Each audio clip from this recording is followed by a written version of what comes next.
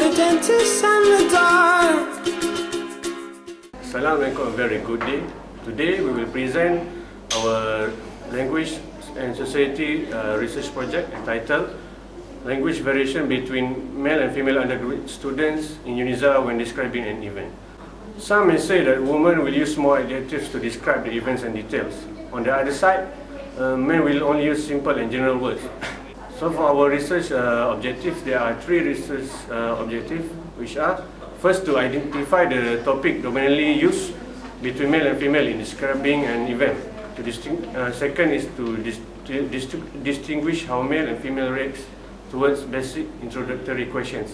And third, to identify the context, lexical and structural preference in a sentence between male and female in describing an event. We also have three research questions for our research project. First is what topic is dominantly used between male and female in describing an event. Second, how male and female react towards basic introductory question. And lastly is what lexical and structural preference do male and female use in describing an event. I was scared of pretty girls and starting conversations. Next, we move on to literature review. I will tell you the definition of a couple of keywords that will be used in our research. The first one is language variation. Holmes 2013 defined language variation as a variation which offers the speaker a choice of ways of expression with different linguistic styles for use in different social contexts. The second one is undergraduate student.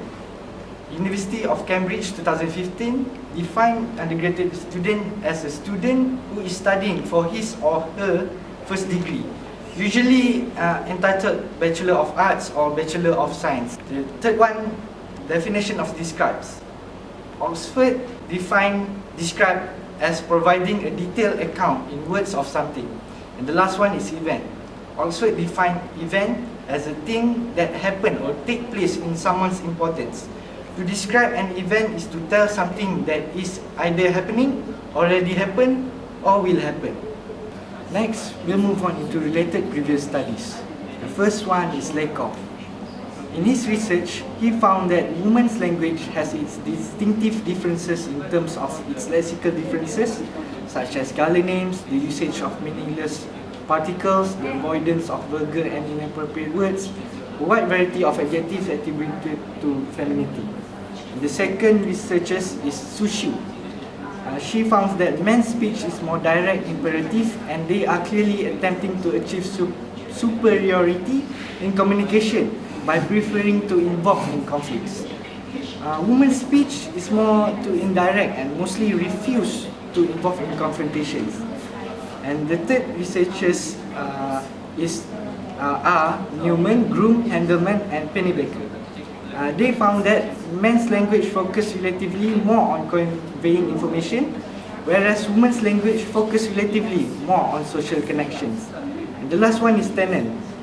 He found that men tend to use report talk style by emphasizing on giving factual information with minimal focus on any emotional level, whereas women prefer using report talk style as a way of establishing connections and negotiating relationships by relating themselves emphatically to each other.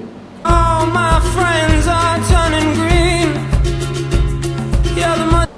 Okay, assalamualaikum and a very good day to all of you. So my name is Farhan, and I'm going to tell you about the chapter 3, which is the methodology of this research. So the 3.1 research design.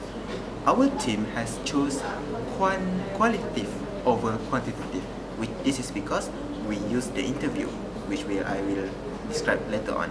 So, qualitative research is primarily exploratory research. So, this kind of research design will give you underlying reasons, opinions, and also motivations. And also, this qualitative research will uncover trends in thought and opinions and dive deeper into the problems. So let's go into the 3.2, which is research tools. research tools here also means the questions that we have been using in towards our respondents. So the first question is introduce yourself. The second question is how was your day? And also the third question, which is the core questions of this assignment, which is describe an event that you will never forget in your entire life. The fourth question is related to the third question just now, which is what are the moral values based on the event you stated earlier. So those four questions have been asked towards our respondents in the interview. So we are moving on to the 3.4, which is the pilot study. We have to do this pilot study because the research tools just now, which is the four questions, the set of questions, haven't been used by any researchers before. So we have to use the questions to prove that this set is functional. So our pilot study, which we have coded him and her as PM and PF, which is pilot male and pilot female. So the first one, pilot male, he is a 20 years old. He is a 20 years old student who came from Penang and also enrolling in Bachelor of International Relations. And also the PF, which is the pilot female, she is 22 years old, the third year student, and also she came from Kulai Johor, and also she is enrolling currently in Bachelor of English with Communication. So we got nice responses from them, and we got what we want to achieve based on our objective. So the analysis were approved by Mdm Nur Salina, and the research is continued towards other participants. So how, let's move on to the next chapter, which is how the interview was executed. So there are four aspects that I'm going to tell you here. The first one is what is being asked, how the interviews are done, when the interviews are being done, and also which language was used during the interview. So the first one, what is being asked is the four questions that has been called as a set of questions, which is also called as research tools. And also how the interviews are done, we did it in an informal situation to let the interviewees and the interviewers are comfortable to each other. And also when the interviews are being done during the day, and also some interviews were done during the night according to the interviewees' free time. And also which language was used during the interview. We allow them to use the code mix and code switch, as we want them to tell us freely, which is we want them to comfortably share their stories with us. So I think that's all for methodology. Thank you. Magician's assistant in their dream. I'll be talking about the analysis part of our length of research study. So this subsection summarizes the background of each respondent. So our first respondent is Nurul Amira. So she is band student.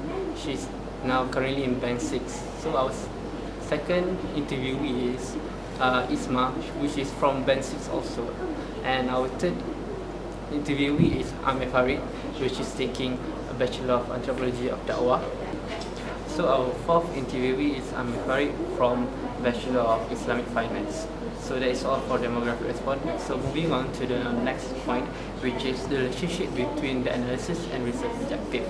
So our first research objective is topic dominantly used by each gender. So in this topic, we analyze that all the genders, all the respondents use somewhat related topic to themselves, friends and family. Like the first respondent used about herself and her sister.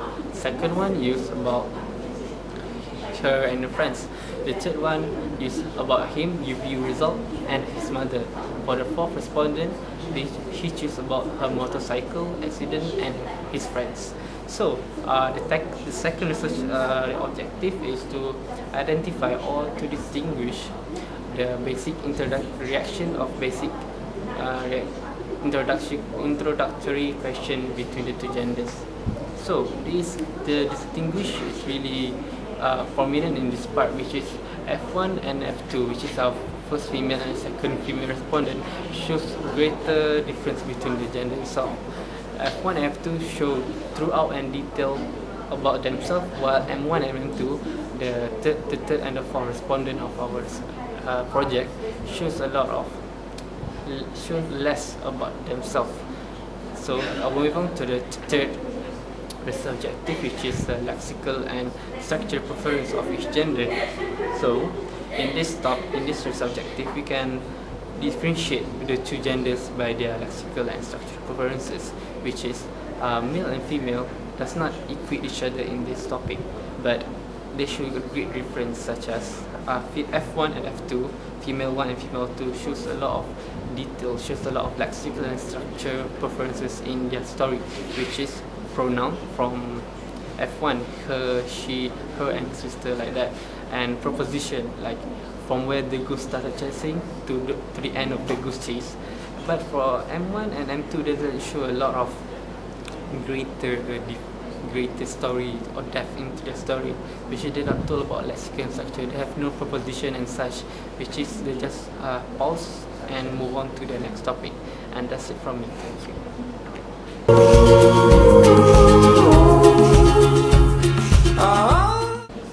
Based on our findings, we can conclude that for the first objective, which is to identify the topic dominantly used between male and female undergraduate students of UniSZA when describing an event. Based on our studies, first we found that first male participant PM1 and first female participant, which is F2, shared bad incidents that happened to them. The other two participants, which is M2 and F2, shared a sad event and a happy event contrastively.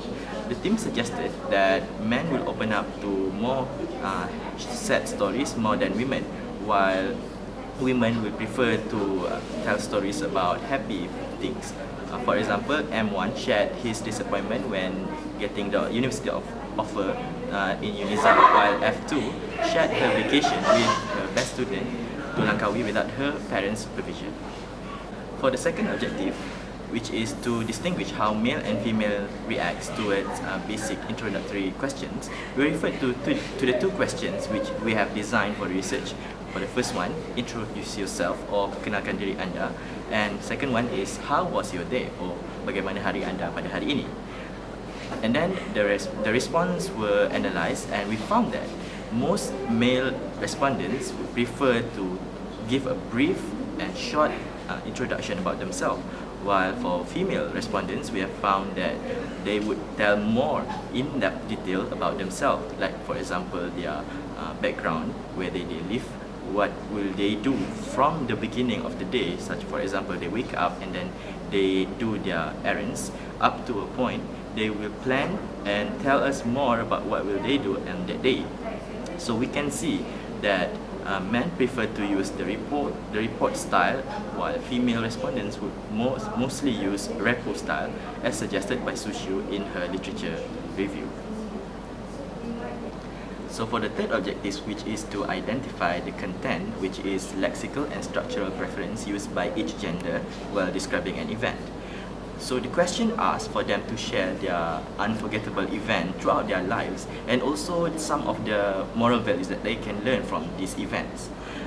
In our study, we have found that most male students would prefer to tell about sad stories and then use simple sentences and words because they prefer to tell it briefly and shortly. While for female respondents, they will tell in a more in-depth, detailed structure. For example, they will tell us how the story began with them in the situation and how they deal with the situation. They tell it with more details than the men did, such so that the interviewer at that time can even imagine what happened to them. So we can say that female prefer to have their story tell structured and in a more complex way than men. So throughout the studies, we have found the correlation between our finding and the empirical linguistic evidence as told in the literature review. There are some recommendations that the researchers would like to point out for the benefits of future research. Firstly, we can say that this research is a qualitative research, but it can be done with a more effective way if we conducted this research in a mixed method research, which is the combination of qualitative and quantitative method. So we can gain more effective data that we can analyze and prove that whether they are correct or wrong regarding what the previous linguists have said about gender and communication. When it comes to describing an event, it is recommended for future researchers to include non-verbal communication as part of their research objective. Non-verbal communication is one of the unique characteristics of language variation between gender. It poses as an ideal resource and research objective for this topic. As stated by Sushu 2012, eye contacts, intonation patterns, facial expressions, and etc. plays important roles in determining the differences between male and female respondents in communication. Other than that, there are numerous features, for example, hedges and other interjections, like for example, back channeling cues. So, by using mixed method, for example, doing questionnaire and interview, we can gain more data about this. So last but not least, it is recommended for future researchers, or if our team will do this in a future time, we will conduct this research using video recording.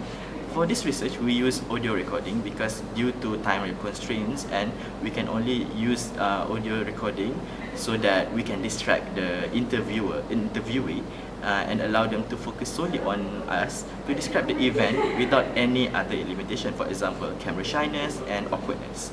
So audio recording will be useful, but video recording will be more useful than audio recording because it provides us more imagery, for example, in non-verbal communication, so that we can gain more effective data and perhaps help to expand the field of gender and communication.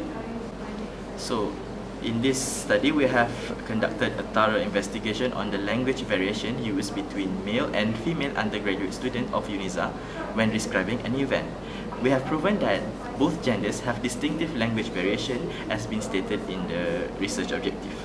We have found new experiences and research skills throughout the procedure, and at the same time increasing our own capability of conducting qualitative research. We would like to thank all of the participants who are involved and our supervisor, Mdm Salina, for guiding us from the beginning until the end of this project.